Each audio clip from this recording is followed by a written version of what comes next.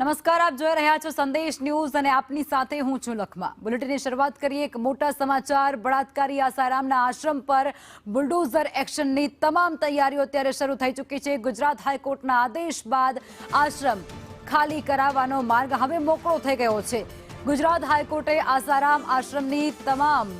જે અરજીઓ છે તેને ફગાવી દીધી છે। આશ્રમને અનેક વખત નોટિસો આપવા છતાં પણ દબાણો દૂર કરવામાં નહોતા આવ્યા।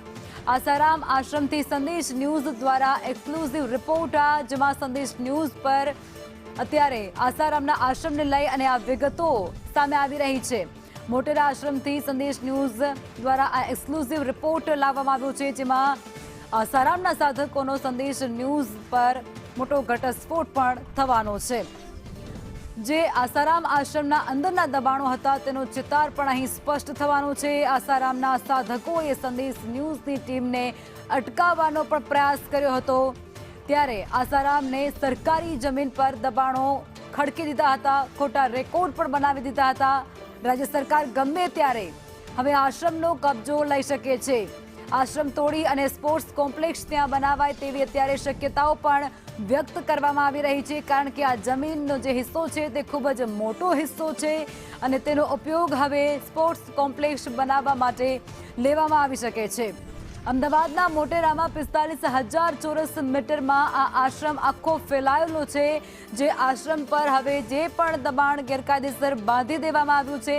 તેને દૂર કરવામાં આવશે।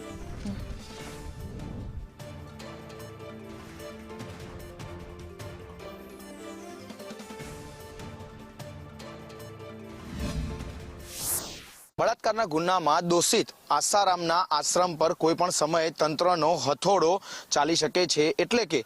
મોટેરા ખાતે બનાવવામાં આવેલા આસારામ આશ્રમની અંદાજિત 45,000 ચોરસ મીટર જગ્યા પર તંત્રનું બુલડોઝર કોઈ પણ સમયે હવે ફરશે, કારણ કે આ જે જગ્યા હતી તેને પાછી લેવા માટે હાઈકોર્ટે લીલી ઝંડી આપી દીધી છે।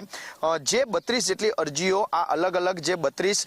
ઇમારતોને રેગ્યુલરાઇઝ કરવા માટે જે અરજી કરવામાં આવી હતી તે અરજીનો એએમસી ગુડા દ્વારા જે ફગાવવામાં આવી હતી, ત્યારબાદ આ જે મામલો છે તે હાઈકોર્ટ સુધી પહોંચ્યો હતો, પરંતુ હાઈકોર્ટે પણ તેમાં રાહત નથી આપી, કારણ કે આ જ જગ્યા ઉપર અમદાવાદ કોમનવેલ્થ 2030 ને લઈને જે તૈયારીઓ કરવામાં આવી રહી છે તેના ભાગરૂપે કેટલાક સ્ટેડિયમ અહીંયા બનનારા છે અને તેના માટે આ જે જગ્યા છે તે પાછી ખેંચવાનો નિર્ણય લેવામાં આવ્યો છે। અને હવે આ જે જગ્યા છે ત્યાં આગામી સમયમાં જે કોમ્પ્લેક્સ છે તે બનશે, સાથે જ કોમનવેલ્થ માટેના જે સ્ટેડિયમ છે તે બનાવવામાં આવશે। બીજી તરફ ધાર્મિક ઉપયોગ માટે જે આ જમીન આપવામાં આવી હતી તેનો ઉપયોગ અન્ય ખોટી રીતે થતા કેટલીક સીમાઓ હતી તેને પાર કરી હતી અને તે જ કારણે જે ગેરકાયદેસર બાંધકામ થયા, 32 જેટલી બિલ્ડિંગો બની અને તે સરકારી ચોપડે કોઈ પણ જગ્યાએ તેનો ઉલ્લેખ કરવામાં આવ્યો ન હતો, માટે જે અનધિકૃત બાંધકામ થયા હતા તે હટાવી લેવાનો જે નિર્ણય છે તે લેવામાં આવ્યો છે। અનેક વખત આશ્રમને તંત્ર દ્વારા નોટિસો ફટકારી હતી, પરંતુ તે નોટિસ જે આપવામાં આવી હતી તેનો કોઈ પણ જવાબ ન મળ્યો, પરંતુ જ્યારે વાત આવી ડિમોલેશન સુધી ત્યારબાદ 32 જેટલી જે બિલ્ડિંગો હતી તેના રેગ્યુલરાઇઝ માટે ઇમ્પેક્ટ માટેની અરજીઓ થઈ, પરંતુ તંત્રએ તે તમામ અરજીઓ હતી તે નિકાલ કર્યો અને તે અરજીઓ ફગાવી અને જે બાંધકામ છે તે તોડવા માટેનો હવે ઓર્ડર થયો છે। અને આગામી સમયમાં કોઈ પણ સમયે જે આસારામનો આ આશ્રમ છે ત્યાં તંત્રનો હથોડો ચાલી શકે છે, તે બિલ્ડિંગો છે તેને તોડી પાડવામાં આવી શકે છે। સાથે જ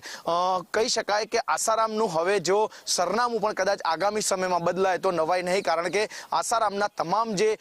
ગુના કહો કે તેના જેટલા પણ રેકોર્ડ કહો તે બધામાં તેનું આશ્રમ અમદાવાદનું જે સાબરમતી મોટેરા આશ્રમ છે તે જ લખવામાં આવ્યું છે, માટે આગામી સમયમાં જો અહીંયા તંત્રનો હથોડો ફરે તો આસારામનું પોતાનું સરનામું પણ બદલાઈ શકે છે। કેમેરામેન પુખરાજ શર્મા સાથે જિગ્નેશ પટેલ, સંદેશ ન્યૂઝ, અમદાવાદ। 2030ની કોમનવેલ્થ ગેમ અને ત્યારબાદ જે